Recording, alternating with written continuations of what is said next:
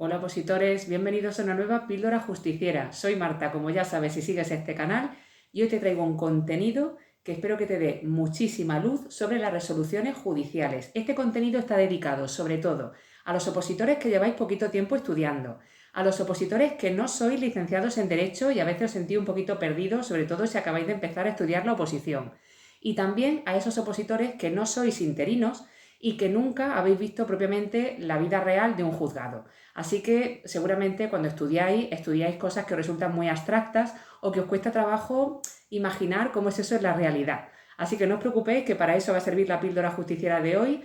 Empezamos ya, no sin antes recordarte que te suscribas a este canal y que actives la campanita de notificaciones, y así YouTube te avisará cada vez que haya una nueva píldora justiciera disponible para ti, que también va a venirte para preparar tu oposición a la Administración de Justicia.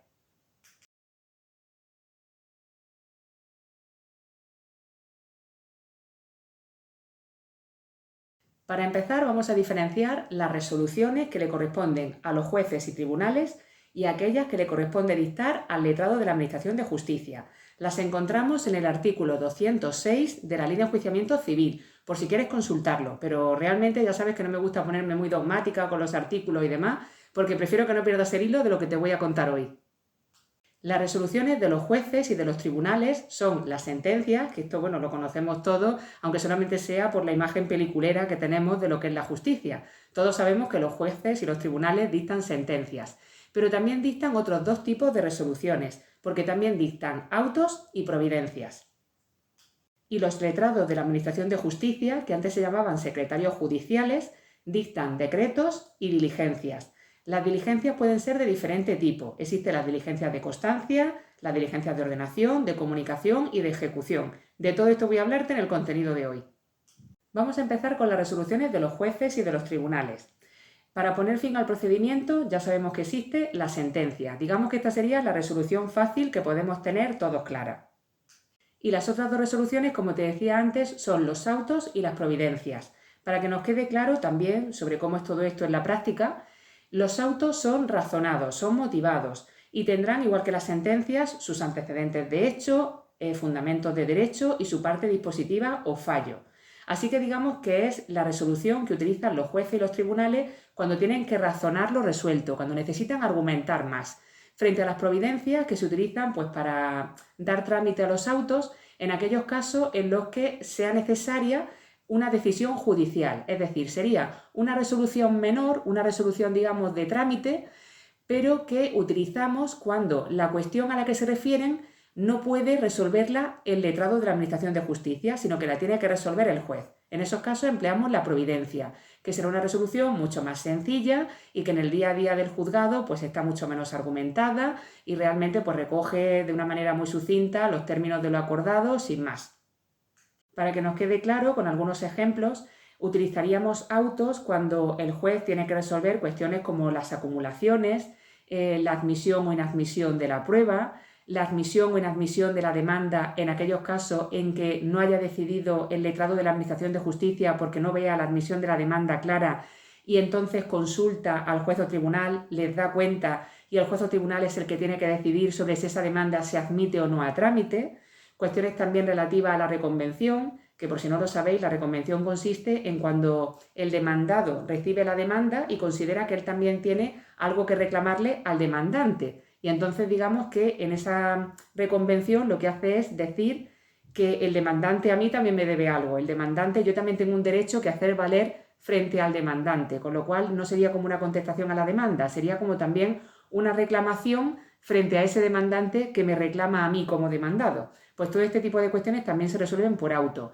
Siempre se trata de cuestiones en las que vamos a tener que utilizar argumentos jurídicos y va a ser conveniente razonar lo resuelto.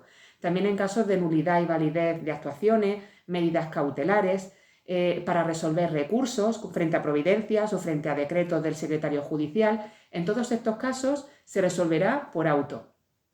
Si nos centramos en lo que es la vida real del juzgado, digamos que a grandes rasgos se utiliza la sentencia pues para resolver el pleito, sería la resolución con la que en términos generales vamos a poner fin al procedimiento judicial, y frente a esa resolución tenemos autos y providencias. La providencia sería la resolución menor que utilizamos pues, para algunas cuestiones de trámite de menor importancia, y utilizamos el auto cuando ese juez o ese tribunal tiene que razonar lo resuelto porque se trata de algo con mayores implicaciones, pues como una medida cautelar, una prueba, la admisión a trámite de la demanda, acumulaciones, cuestiones que digamos van a tener mayor trascendencia en el procedimiento. Y pasando ya a las resoluciones que dicta el letrado de la Administración de Justicia, el letrado, antes llamado secretario judicial, dicta decretos y diligencias. Los decretos son la resolución que emplea cuando tiene que razonar lo resuelto. Los decretos van a tener, igual que los autos, unos antecedentes de hecho, unos fundamentos de derecho y una parte dispositiva. Es decir, va a ser una resolución más argumentada y va a ser, digamos, la resolución importante, la resolución de mayor tamaño del secretario judicial frente a las diligencias que, digamos, se utilizan más en lo que es la tramitación del procedimiento y digamos que las diligencias son la resolución menor, por decirlo de alguna forma. El letrado de la Administración de Justicia dictará un decreto para admitir a trámite la demanda, para resolver aquellos procedimientos que sean de su exclusiva competencia y también cuando tenga que razonar lo resuelto, porque recordemos que el decreto va a estar motivado, va a ser una resolución que tenga unos antecedentes de hecho, unos fundamentos de derecho y una parte dispositiva, con lo cual cuando tenga que razonar lo que ha resuelto empleará la figura, la resolución, que es el decreto. Y en cuanto a las diligencias, tenemos diligencias de ordenación, de constancia, de ejecución y de comunicación. Básicamente las diligencias de constancia no se notifican a las partes y las demás sí. Y las demás se refieren a esos aspectos, la ejecución, la comunicación, la ordenación, lo que se ordena por medio de esa diligencia.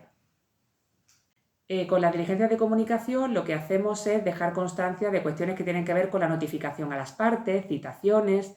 Las diligencias de ejecución se utilizan ya en el trámite de ejecución, cuando estamos ejecutando esa sentencia, porque a lo mejor el condenado no está cumpliendo los términos de esa sentencia que ha recaído. Básicamente, en el día a día del juzgado lo que más se emplean son las diligencias de constancia y las de ordenación. Con las diligencias de constancia que no se notifican a las partes, dejamos constancia de una serie de hitos que puedan estar ocurriendo en el procedimiento, como por ejemplo el archivo del propio procedimiento o que se une a alguna documentación de la que no damos traslado a las partes por cuestiones de protección de datos o porque aún no ha llegado el momento del juicio, por algún motivo así. Y frente a ellas tenemos las diligencias de ordenación que sí se notifican a las partes y en las cuales, pues por medio de estas diligencias de ordenación, el secretario judicial resuelve cuestiones y ordena a las partes, hace requerimientos y de esa manera digamos que le da impulso al procedimiento. Y por darte un poquito de luz acerca de lo que es la vida real del juzgado, pues para que lo entendamos bien, cuando nos llega una demanda, en general es admitida a trámite con un decreto del secretario judicial. Pero si, por ejemplo, en esa demanda nos solicitan prueba, si hay petición de prueba, las decisiones sobre prueba tiene que adoptarlas el juez o tribunal. Así que en ese caso habría que dictar un auto decidiendo si se admite o se inadmite la prueba. En ocasiones le corresponderá al juez decidir sobre la admisión o inadmisión de la demanda a trámite por medio de auto. Serán aquellos casos en los que el secretario judicial le ha dado cuenta para que decida porque observa algún defecto procesal o no ve clara la admisión a trámite de la demanda y entonces considera que tiene que consultar al juez y que sea el juez quien decida. En este caso la admisión a trámite sería por auto. Y ya a lo largo de la vida del procedimiento judicial en el juzgado nos podemos ir encontrando diferentes hitos, diferentes situaciones que se irán resolviendo con unas resoluciones o con otras. Por ejemplo, si tenemos una petición de acumulación de acciones, la tendrá que resolver el juez por auto. Igual que si recibimos, por ejemplo, una petición relativa a acumulación de procedimientos para que se resuelvan en uno solo, pues también tendrá que resolverlo el juez por auto. Si, por ejemplo, nos encontramos ante otro tipo de hitos del procedimiento, como puede ser que alguna de las partes o que un tercero acompañe una documentación que pueda incorporarse al procedimiento y de la que haya que dar traslado a las partes, lo normal es que se una al expediente judicial con una diligencia de ordenación que se notifica a las partes dándoles traslado, enseñándoles esa documentación que se ha incorporado y poniéndola en su conocimiento y notificándoles que esa documentación ha sido incorporada al expediente digital. Puede haber cuestiones de otra naturaleza, como por ejemplo cuando recibimos una solicitud de prueba y esa solicitud de prueba resulta extemporánea, por ejemplo, pues en ese caso quizá si el secretario judicial entiende que por tratarse de una cuestión relativa a la prueba es mejor que sea objeto de decisión judicial, que sea el juez quien le diga a la parte que esa petición de prueba es extemporánea, que la ha presentado fuera de plazo, pues en ese caso quizás se le comunicaría eso a la parte que ha solicitado esa prueba a través de una providencia, en lugar de una diligencia de ordenación, por tratarse de una cuestión que parece que corresponde más a la esfera del juez. Y finalmente se celebrará un juicio y tendremos una sentencia que pondrá fin al procedimiento. Lo que intento que veas es un poquito el proceso judicial al completo y cómo a lo largo de ese procedimiento irán recayendo una serie de resoluciones que, según su naturaleza, corresponderá que las dicte el juez o el secretario judicial. Bueno, opositores, pues espero que os haya quedado mucho más claro todo esto de las resoluciones, cuáles corresponden al juez, cuáles al secretario y para qué sirve cada una de ellas. Ya os digo que puede ser algo un poquito abstracto cuando todavía no has conocido un juzgado por dentro, cuando no conoces la vida real de un juzgado, pero espero haberte dado mucha luz.